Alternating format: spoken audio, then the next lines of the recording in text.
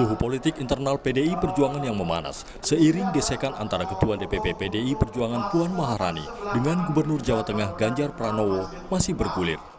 Ganjar dituding terlalu ambisius ingin maju sebagai calon presiden pada 2024. Ketua Umum PDI Perjuangan Megawati Soekarno Putri mempersilahkan petugas partai keluar apabila tak mau mematuhi setiap tugas yang diberikan. Sampai ada hoax segala macam di kehidupan sekarang ini. Itu gimana ya? Terus mau jadi pemimpin, ya ntar dulu dah. Nah kalian jangan tiru-tiru kayak gitu loh. Maka lebih baik kalau saya bolak-balik bilang, kalau ndak mau jadi petugas partai, saya tidak ngomongi lagi anggota partai, petugas partai, artinya yang diberi tugas oleh partai, out, begitu aja, mundur.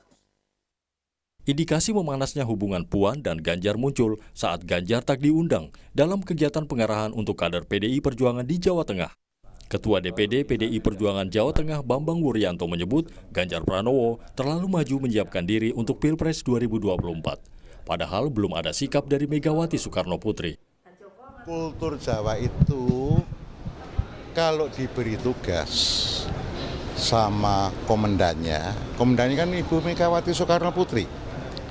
Oke, jadi Mas Ganjar ini diberi tugas untuk menjadi Gubernur Jawa Tengah, Kepala Daerah Jawa Tengah. Pak Ganjar kalau pengen jadi presiden boleh nggak? Jawabannya pasti boleh. Ya tak? Tetapi ada wilayah yang kita mesti hati-hati.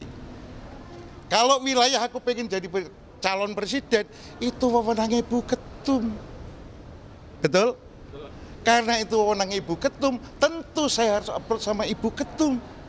Kalau aku pengen ke sana, aku minta izin. Ganjar Pranowo pun menjawab sindiran Mega. Ganjar mengatakan memang sudah seharusnya jika petugas partai patuh pada perintah yang diberikan.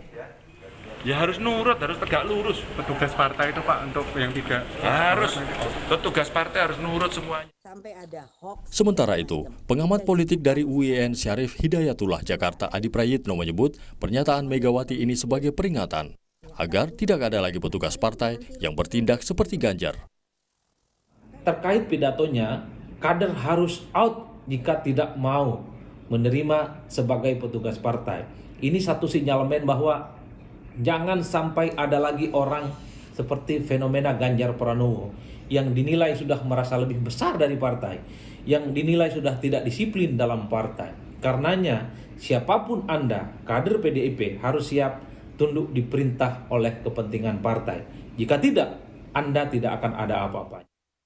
Hasil jajak pendapat Litbang Kompas pada April 2021 menunjukkan Ganjar Pranowo masuk dalam tokoh yang populer menjadi calon presiden. 24% responden pemilih masih memilih Joko Widodo sebagai capres pilihan. Disusul Prabowo Subianto dengan 16,4% responden pemilih, Anies Baswedan dengan 10%, dan Ganjar Pranowo 7,3%. Pilpres 2024 masih lama, namun partai politik mulai menggunakan strategi untuk mengukur elektabilitas calon presiden. Meskipun tak jarang strategi ini justru memantik polemik. Tim Liputan, Kompas TV. Saudara, apakah pernyataan Megawati bahwa seluruh petugas partai harus patuh melaksanakan tugas jika tidak out merupakan bentuk sindiran bagi Ganjar Pranowo? Kita akan bahasnya dengan Ketua DPP PDI Perjuangan Andreas Hugo Pareira serta Direktur Eksekutif The Political Literacy Gun-Gun Herianto. Selamat malam Bapak-Bapak, sehat selalu. Selamat malam. Iya, saya ke Pak Andreas. Pak Andreas, jelas mendengar saya? Aiman, Kompas TV Jakarta. Jelas. Baik, agak lag dikitnya, agak sedikit terganggu. Tapi nggak apa, audionya masuk kok. Pak Hugo, Pak Andreas, saya ingin tanya apa yang disampaikan oleh Bu Megawati, mohon maaf saya ulangi. Apa yang disampaikan oleh Bu Megawati, ini ditujukan oleh ke Gubernur Jawa Tengah Ganjar Pranowo? Ya, sebenarnya apa yang disampaikan oleh Ibu Mega itu ya sifatnya umum.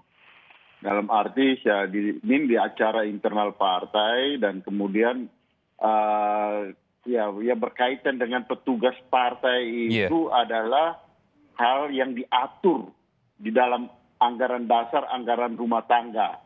di pasal 10 poin F jelas bahwa partai itu bertugas termasuk adalah mempersiapkan kader-kadernya untuk jabatan publik dan juga jabatan politik. Tunggu sebentar, Bung Andreas.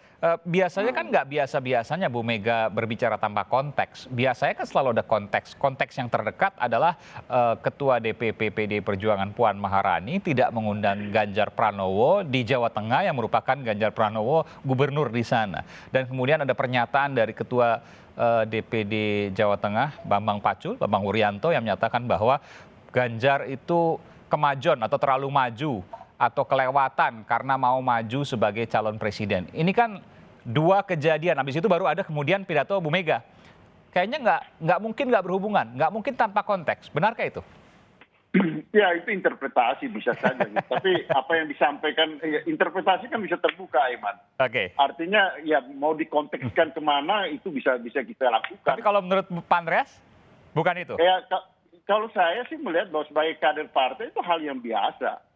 Bahwa seorang ketua umum, apalagi Ibu Megawati, beliau ketua umum, beliau juga adalah ya pemimpin, beliau juga adalah ya buat teman-teman di PDI Perjuangan, beliau juga seorang ibu untuk kami semua gitu. Iya. Ya ketika ya Ibu Mega bicara seperti itu secara umum, tentu ya siapa saja bisa Enggak, ini pertanyaannya sebenarnya detail ya. Ini secara umum atau secara khusus disampaikan terkait dengan peristiwa Ganjar Pranowo?